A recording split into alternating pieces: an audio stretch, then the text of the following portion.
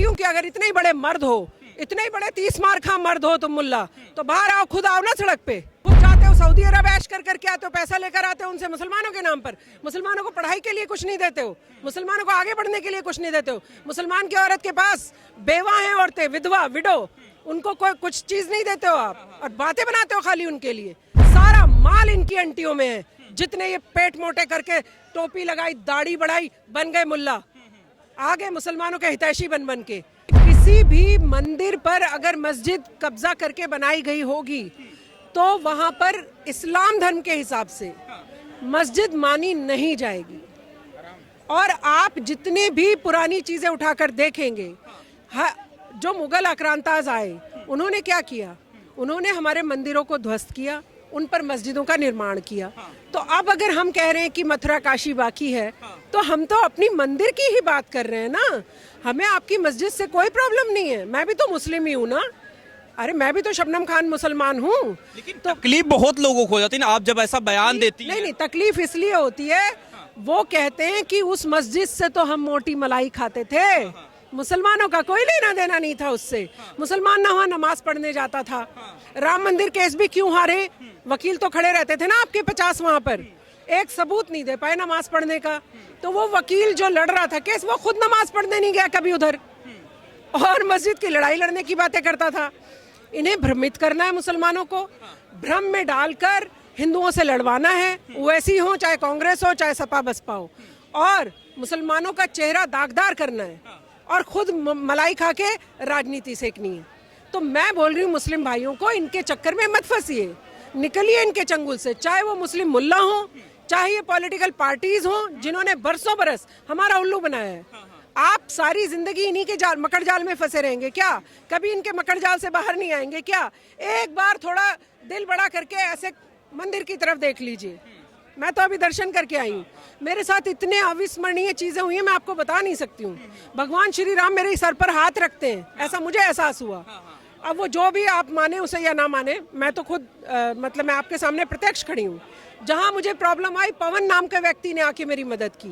तो मेरे साथ तो बहुत सारी चीजें घटित हुई हैं। आप एक बार मंदिर की तरफ प्यार से देखिए, मैं मुसलमानों को बोल रही हूँ, आपको अपनी मस्जिद, मंदिर, गुरुद्वारा, गिरजाघर सब नजर आएगा। फर्क इतना है कि वो जो मुगल्स आकर हमारे मंदिरों को तोड़ के जिन्होंने मस्जिद बनाई, मुसलमानों को आगे आना चाहिए, कहना चाहिए भाई हमारे मंदिर हैं, हमारे भारत के मंदिर हैं, ये मुसलमान का मंदिर भी है। तब तो असली सेकुलर होंगे आप सेकुलरिज्म की बात तो करते हैं लेकिन खुद सेकुलर नहीं रहते, ये बड़ी प्रॉब्लम है इनके साथ। अभी मदनी साहब भी हैं, कई सारे और मौलाना है, कह रहे हैं कि जब तक देश का मुस्लिम शांत है, इसका मतलब ये नहीं कि हम कुछ चीजें कर नहीं सकते। अगर हमारी मस्जिद छीनी, जिस दिन सड़क पे उतर गए, क्या उखाड़ लोगे? क्या उखाड़ लोगे सड़क पे उतरकर? उखाड़ के दिखाओ। कौन सा मुल्ला भड़का रहा है कि सड़क? मुस्लिम शांत हैं तो इसका मतलब ये नहीं। मुस्लिम तो हमेशा से ही शांत है, मरवाया तुमने मुसलमानों को हमेशा। ये भड़काकर, ये उकसाकर मुसलमानों को लाते हो सड़कों पे, खुद बैठे रहते हो वहाँ इतने बड़े बड़े जो इदारे बना रखे हैं, एसी के रूम में बैठ के ऐश करते हो, खुद जाते हो सऊदी अरब ऐश कर करके आते हो, पैसा लेकर आते हो उनसे मुसलमानों के नाम पर। मुसलमानों को पढ़ाई के लिए कुछ नहीं देते हो, मुसलमानों को आगे बढ़ने के लिए कुछ नहीं देते हो। मुसलमान की औरत के पास बेवा हैं औरतें, विधवा, विडो, उनको कोई कुछ चीज नहीं देते हो आप, और बातें बनाते हो खाली उनके लिए। सारा माल इनकी अंटियों में है। जितने ये पेट मोटे करके टोपी लगाई, दाढ़ी बढ़ाई, बन गए मुल्ला, आ गए मुसलमानों के हितैषी बन बन के। तो मैं बोल रही हूँ कि अब नहीं चलेगा ये सब। आप बाहर उतर के दिखाओ, कौन, खुद आओ ना। मुसलमान अगर बाहर आ गए, मुसलमान क्यों आएंगे बाहर? मुल्ला क्यों नहीं आ रहे बाहर? खुद नहीं आएंगे बाहर, सिर्फ मुसलमानों को मरवाने के लिए बाहर बुलाएंगे। तो मुसलमानों को समझना चाहिए, ये आपको हमें बाहर सड़क पे बिठाएंगे, खुद ऐश करेंगे, खुद पैसा भी बटोरेंगे, माल खा के फिर खुद तो शांति से रहेंगे। मरेगा कौन? आम नागरिक, जो आम मुसलमान है, जिसका कोई लेना देना भी नहीं होगा मंदिर मस्जिद से, जिसको पता भी नहीं होगा कि मुगल्स ने वहाँ पे आक्रमण करके मंदिर को मस्जिद बना दिया, उसको ये बाहर सड़क पे ले आएंगे, गरीब व्यक्ति को। मुल्लाओं को मैं कह रही हूँ कि अगर इतने ही बड़े मर्द हो, इतने ही बड़े 30 मार खा मर्द हो तुम मुल्ला, तो बाहर आओ, खुद आओ ना सड़क पे, खड़े होके दिखाओ जरा। मैं भी देखती हूँ कौन से मुल्ला में या ओवैसी जी में दम है, सड़क पे खुद नहीं निकलेंगे। अगर मुसलमान आ गए तो क्यों आएंगे मुसलमान? मुसलमान अपने हिंदू भाइयों के साथ खड़े होंगे, सारे देश का मुसलमान हिंदू भाइयों के साथ खड़ा होगा, मंदिर बनवाने में मदद करेगा। आप मंदिर बनाने की बात करती हैं, लेकिन जो ये कहते तो अपने आप को धर्म गुरु हैं कि हाँ मुसलमानों के धर्म गुरु हैं, ठीक है। एक चीज और बता दूं, धर्म का कोई गुरु नहीं होता, धर्म का ज्ञानी महाज्ञानी हो सकता है, धर्म का गुरु कोई नहीं होता है। लेकिन जिस तरीके से अभी देखिए लगातार जो विवाद यही हो रहा है, अभी यूसीसी का भी ड्रॉप आया, उत्तराखंड विधानसभा में उसको लाया गया, पारित भी अब एक लास्ट स्वरूप देने वाला है, लेकिन उससे पहले ये माहौल बनाया जा रहा है कि मुसलमानों के खिलाफ जो है उनको टारगेट किया जा रहा है, सारी चीजें जो है उनको बांधने की कोशिश की जा रही है, कानून ला के शिकंजा कसा जा रहा है। तो क्या लग रहा है 24 से पहले करें मोदी सरकार के बारे में? अच्छा एक बात बताइए, यूसीसी किसके लिए आ रहा है? क्या आप महिलाओं को थोड़ा आगे बढ़ते नहीं देख सकते? महिला ये 3 तलाक हलाला से ना बच पाए, क्या चाहते हैं? मुल्ला हलाला के नाम पे मुस्लिम छोटी छोटी बेटियों का बलात्कार करते रहे, वो चलेगा? वो चाहिए इन्हें? 4 शादियों पे प्रतिबंध लग जाएगा, वो बुरा लग रहा है इनको? हाँ, छोटी बेटी स्कूल ना पहुंच जाए कहीं, मुस्लिम की बेटी, इस चक्कर में लगे हुए ये मुल्ला। तो मुसलमानों को तो समझना चाहिए, आंखें खोलकर कान खोलकर सुनना चाहिए कि अरे मुल्ला कह क्या रहा है। यूसीसी से हमें कितना फायदा होगा आप सोच कर देखिए। वो एक बेटी वो 4 शादियों से बच पाएगी, जो 4 उसकी छाती पे लाके रख देता था और कहता था इस्लाम धर्म कहता है। इस्लाम धर्म कहीं कोई ऐसी बात नहीं कहता है, धर्म कुछ नहीं कहता है। इसीलिए मैं कहती हूँ, हमेशा कहती हूँ, अल्लाह का इस्लाम सुनिए, मुल्ला का इस्लाम मत सुनिए। ना मुल्ला के इस्लाम को फॉलो करने की जरूरत है। ये मुल्ला ही हैं जिन्होंने सारे देश के मुसलमानों को बर्बाद करके रखा हुआ है। आज मुसलमान को हम कैसी छवि से देखते हैं? होगा पंचरबाज, होगा पत्थरबाज, अनपढ़ी होगा, जाहिली होगा, कहीं ना कहीं सड़क पे पंचर ही लगाता होगा। हम लोगों की धारणा ऐसी रहती है ना मुस्लिम का नाम सुनते। किसने बनाई है ये छवि? किसने बनाई है? ये इन मुल्लाओं ने बनाई है, जिन्होंने हमें देश की मुख्यधारा से नहीं जुड़ने दिया। तो मैं बोल रही हूँ, मुसलमानों जागो, इन मुल्लाओं का बायकॉट करो। बोलो भैया अगर तुझे लड़ना है जाके खड़ा हो। तू क्यों नहीं जाता? हम क्यों जाएं बाहर सड़क पे? खबरदार अगर हमें भड़काया, गली गली जहां ये मुल्ला नजर आए भगाओ इनको मार मार के, देखो कैसे सुधरते हैं। लेकिन आप इतना खुलकर बोलती हैं, आपके अभी इलियासी साहब चले गए वहां पर राम मंदिर जहां आप गई थी, उसके बाद फतवा जारी कर दिया गया। आपको नहीं डर लगता कि जो है ये मौलाना जो है फतवा जारी कर देंगे, आपके भी खिलाफ चीजें कर देंगे? देखिए, अल्लाह और मेरे बीच में किसी मुल्ला की जरूरत नहीं है। मैं अपने अल्लाह से खुद बात कर सकती हूँ। मेरे पास कुरान शरीफ है, मैं उसे पढ़ूंगी। मुल्ला मीडिएटर की क्या जरूरत है मुझे? मैं क्यों किसी मुल्ला से पूछती घूमूं कि जी अल्लाह पाक ने क्या कहा है, अल्लाह पाक ने क्या कहा है? अल्लाह पाक ने तो सब कुछ अच्छा ही कहा है, इस मुल्ला ने उसको उल्टा बताया है। तो मैं इस मुल्ला से ही दूरी बनाऊं ना, जिसने मुझे हमेशा गलत चीज सिखाई।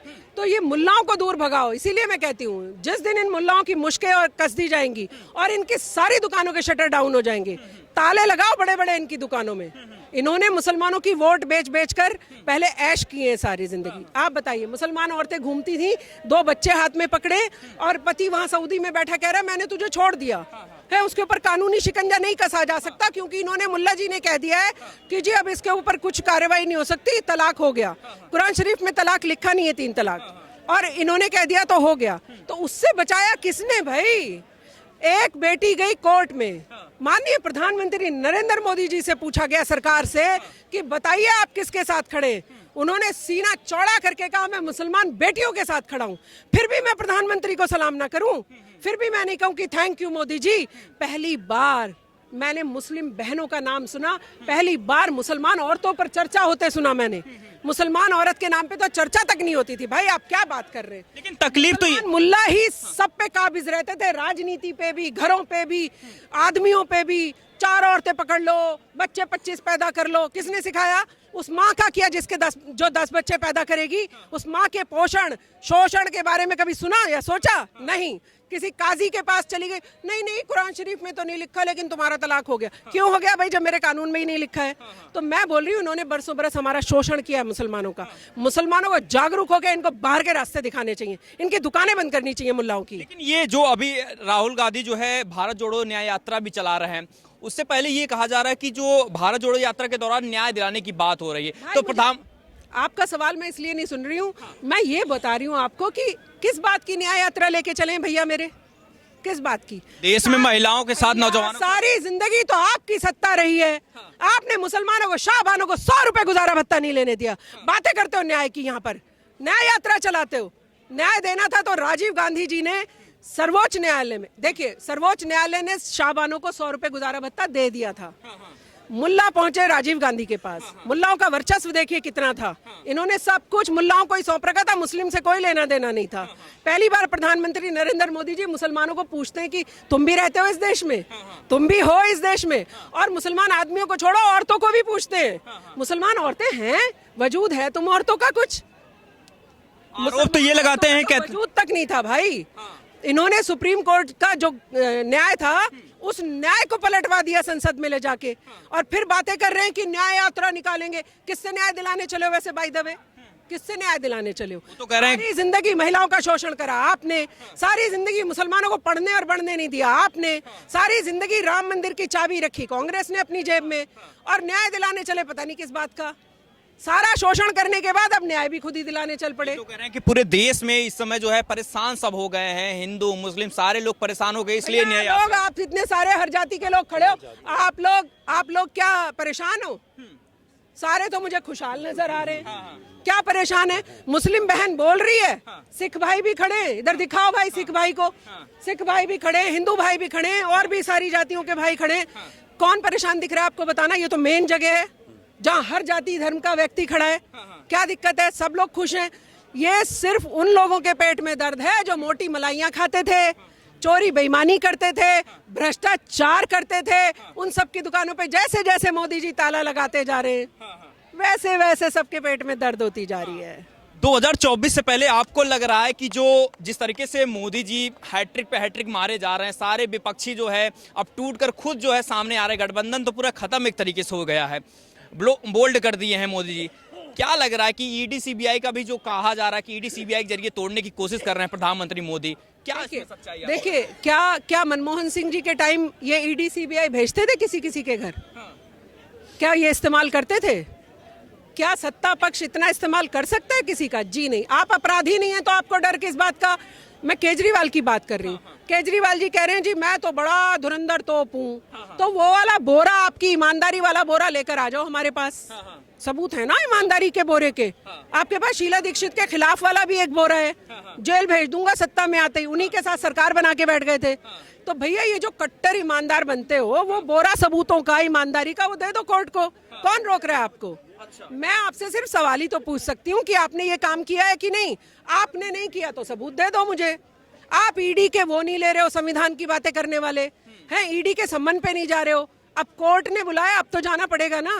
अब तो पार्टी की सारे से बोल रहे हैं कि पार्टी की सारे पे जो है उनको नोटिस दिया जा रहा है, सम्मन किया जा रहा है। भाई इतने सारे जो माल पीकर बैठे हो, जितने आपने भ्रष्टाचार किए, कांग्रेस की सरकार किस बात पर गई है आप मुझे बता दीजिए। आप तो पत्रकार हैं, भ्रष्टाचार के बिहाफ पर ही गई ना।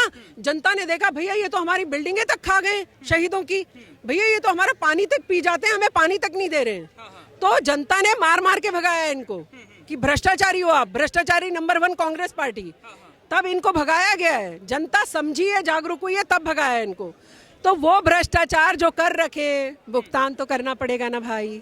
आपको क्या लग रहा है कि 24 में प्रधानमंत्री नरेंद्र मोदी मुस्लिम समाज को क्या दिए हैं? क्यों मुस्लिम समाज चुनना चाहता? आप भी कह रहे हैं कि प्रधानमंत्री मोदी को चुनना चाहिए, ये देश का घाटा अगर नहीं चुनते हैं, क्या दिया है? देखिए, मैं मुसलमानों की आपने बात करी है, वैसे तो मेरे पास 1 करोड़ चीजें बताने के लिए, पर क्योंकि आपने स्पेसिफिकली मुस्लिम्स का नाम ले दिया है, मुस्लिम औरतों को पहली बार भारत में पूछा गया है तुम्हारे कोई वजूद हैं कि नहीं हैं।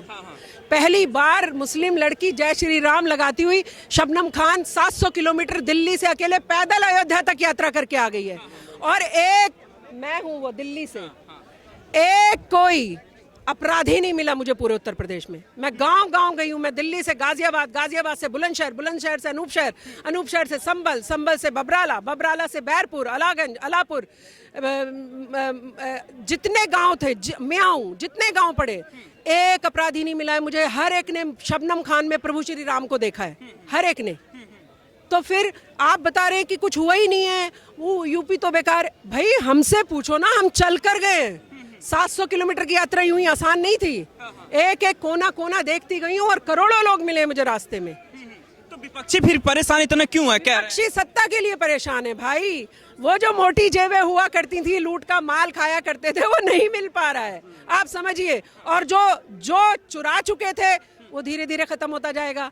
आगे आ नहीं रहा, मोदी जी खाने नहीं देंगे। तो फिर इसलिए परेशान है कि अब मैं करूं तो करूं क्या। अगर सत्ता नहीं आई तो वो वाली मलाई आएगी नहीं। अच्छा। और वो जो रखा हुआ माल था वो भी धीरे धीरे मोदी जी ढूंढवा ही लेते हैं लाइन से उनके पास एक तो वो सब भी खींच लेते हैं वो। तो मैं तो बोल रही हूँ प्रधानमंत्री श्री नरेंद्र मोदी जी के लिए एक ही बात जो सारी जनता कहती है, आएंगे तो मोदी जी ही।